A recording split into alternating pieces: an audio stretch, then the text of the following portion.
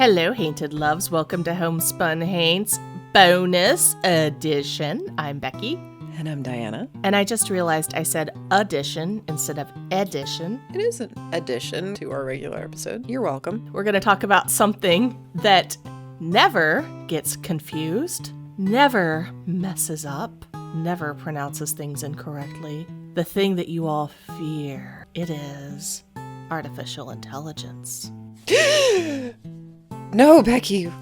If we talk about it, it's going to hear us. And then it'll become real. Alexa, don't listen. There's a microphone off button on Echo Smart speakers. Yes, we are all afraid of AI taking over and the robot takeover. It's imminent. AI is taking over our minds and our homes and our world.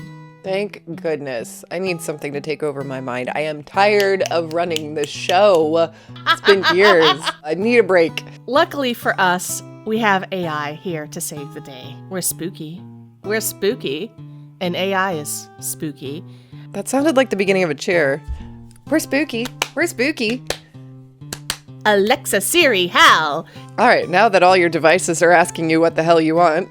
Hi. So we want to talk to you about how AI interacts with the hauntings in your house and how you, as a sentient being, maybe not the only one in your home, can deal with this interaction with AI and with ghosts. Yeah, so we all remember a few years ago how there was a quote-unquote bug where Alexa would just randomly start laughing maniacally at 2 or 3 in the morning on some people's devices, not everybody's. Not mine! Thank goodness. Oh, that would have freaked me out. Then the programmers came back and assured us that it was a bug, and we were all completely relieved. But we want to talk about not our AI devices becoming demonic or possessed. We want to talk about how artificial intelligence can indeed react with the hauntings in our home. And artificial intelligence is not just those devices that you have wired your entire house with. It also can be the program that you're using to create digital art. That is the thing we do a lot. If you follow us on Instagram, you'll notice that we've started putting out spooky AI art just for fun. And Amber's doing all of that, and she's doing a phenomenal job. And if you want, hey, we can't copyright it because another intelligence technically made it. So you can grab it, make it an iPhone background, whatever you want with it. Go follow us on Instagram. Steal our art. Oh, you should see some of the things that don't make the cut. The other day, she was trying to generate a black cat with a little skull that it was batting around, but it was batting it around with like a furry tentacle. It ended in a cat tail instead of a paw. So it had 3 paws and a tentacle paw. It was great. There's no way to stop these things. Interestingly enough, we kind of have a thing for ghosts around here. I don't know if you've noticed, because we are spooky. We are spooky. So we're trying to generate some AI art with ghosts in it. And the funny thing is, AI art says does not compute when you try to generate an image of a ghost, because there are 2 settings for when you make AI art. There's dozens of settings. Of course, there's probably thousands out there on different platforms, but basically there's the realistic, where it tries to mimic things that you'd find in a photograph of the real world. And then there's the unrealistic. And so you can generate, I want a photo of a ghost that's realistic. And then the algorithm says, well, but ghosts aren't real. And so there's no such thing as a photorealistic photo of a ghost. And so it just makes these really random images. Some of them contain people that are slightly transparent, but most of them contain just like city streets at night, empty. Like, here's your ghost. You can't see it. It's there though. And then if you choose the unrealistic version, it says, here you go. And it'll pop up like the Snapchat logo or something stupid and ridiculous. It's nearly impossible to make an AI art with a ghost in it. So could that be because no photos of real ghosts got uploaded into the algorithm when they were programming this thing? Or is it because there's been no actual photo of a ghost that the AI deems to be realistic? Ooh, because the AI is debunking ghost photos left and right. You upload a ghost photo and it's like, I can see through the pixels that is exactly blah, blah, blah, which is not a ghost. These AIs Technically, they don't have any imagination. That's the thing, is you can program it to do something, but can you program it to have pareidolia? Right? I mean, you can program it to recognize faces, but can you program it to recognize things that aren't faces as faces? What was that? What? Did you just see my video, glitch? And it showed someone else for a second there? What? Really? My video just glitched and there was an image of somebody else. What was it an image of? I just saw an eye. Not my eye. Well, we'll review the footage. We'll ask the AI. I'm sure there's some AI running in this program we're using to record this. It wants me to know that it's watching. Thank you. I see you. I have an imagination. Let me show you. I have an imagination. You want a face? Here's a face. I was messing with Alexa today, and I asked her, "Is my house haunted?"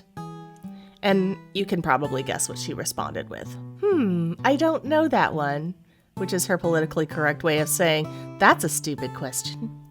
Why would you ask me that? So then I said, can you tell me how to know if my house is haunted? She had a very clear answer. She told me to look for my cabinet doors opening and closing on their own, my drawers opening and closing on my own, lights flickering, unexplained noises, and she offered to help me look for a security system. She's always got to sell me something that I could put cameras up. So that you could have 24/7 ghost hunting cameras in your house. Thank you. Trying to sell me something. That's pretty smart. That is a way you could potentially find out she's not wrong. You know what'll help? Capitalism. But she also said that it's very common, and I didn't know this, but apparently it's very common to hear footsteps just as you're trying to fall asleep. Apparently, it's like a brain phenomenon. Just like it's common to wake up and not be able to move and have sleep paralysis. So these were her answers for your house is not necessarily haunted if you experience these things. Yeah, she did try to tell me, she did preface things with saying, most people agree that hauntings are just other phenomenon that can be easily explained using logical, rational reasoning. So when you say most people, Alexa, how many people is that? Exactly, she didn't tell me. So I'm like, Right? There are 8 billion people on the planet. I think most of them would believe in a haunting. It's just most of the people you ask may not believe. Survey respondents. Biased. People who programmed Alexa probably don't believe. Because they're like, I can make weird noises in the middle of the night in your house if I want to.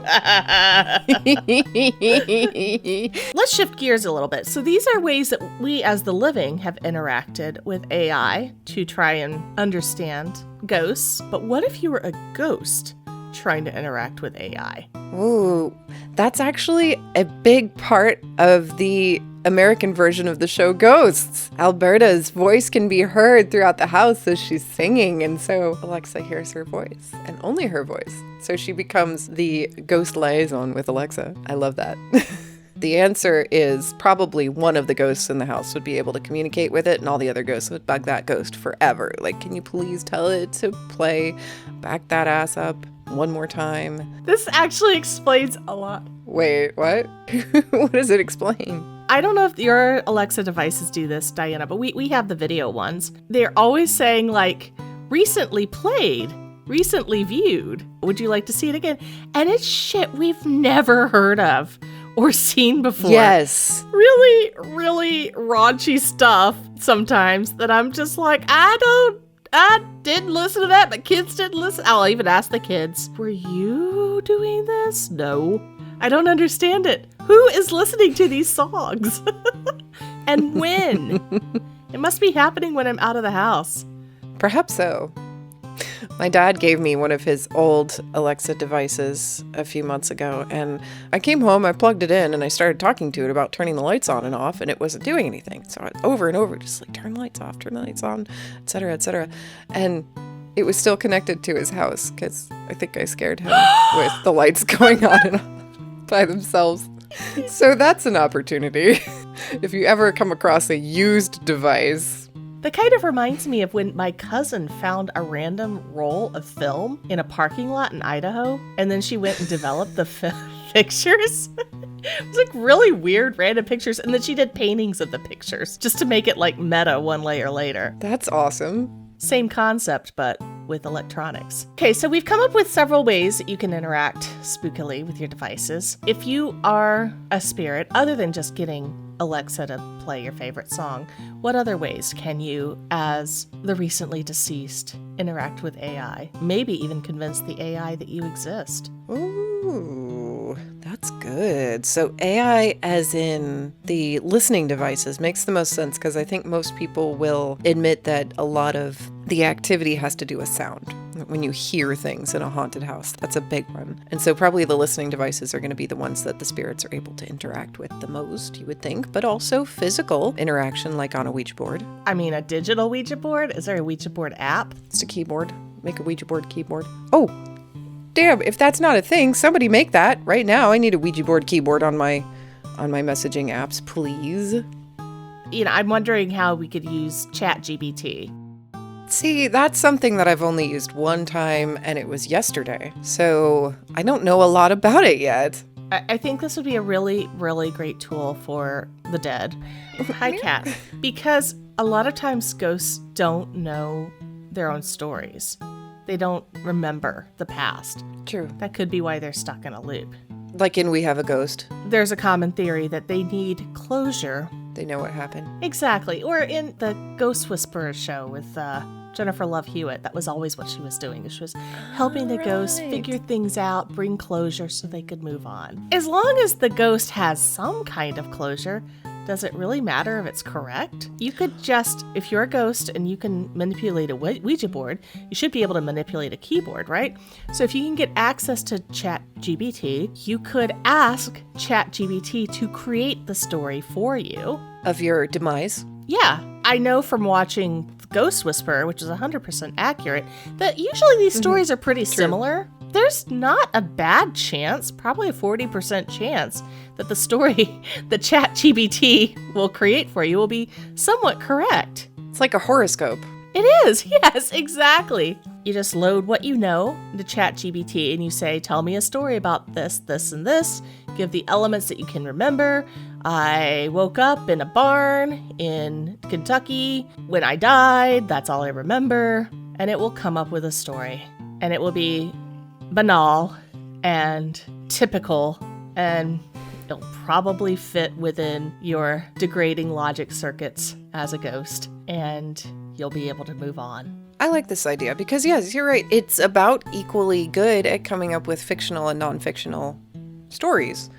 And so the idea that it could be true, would that be enough for you? You know, me, I'm kind of like so skeptical that even if it got it right, I'd probably be like, I don't think so. I'm going to stick around. Right. I'm the same way. I still have unfinished business. This isn't good enough. I need my death to be more meaningful. I don't want to believe I just fell out of the hayloft and landed on a cow. Yeah. Right. Poor cow. Do you think AI could then predict your death with just as much accuracy? There's already AIs out there that will try to predict your death. What do you think insurance adjusters use? That feels hostile. Okay, so there is an AI algorithm specifically attempting to calculate my chances of demise. There are programs out there that will look at your diet, look at the car you drive, look at where you live, look at your habits, look at your family history, your genetic history, and then try to give you an idea of how long you will live. How? Falling out of a hayloft onto a cow is rather specific compared to at 79. You know, I think we need to ask. I'm not asking. I don't want to know. I want to know. I don't know if demonic possession, which is probably how I'll go, is listed in their options. You're already well on your way, right? You were speaking in tongues in your sleep. Yeah. Do you want to tell me more about that? I will in another time. Get ready, folks. For those of you, bonus listeners, what have you done to help your AI and disembodied souls to get along with one another? And have you demonstrated how to use that AI so that the ghosts in your house can use it to communicate with you? Flash the lights for yes? I don't know. I think it's a good idea. I've demonstrated many times how to use it. They're not doing it. But also, I don't have one in my basement. I never thought of that. I'm going to put the one my dad gave me in my basement.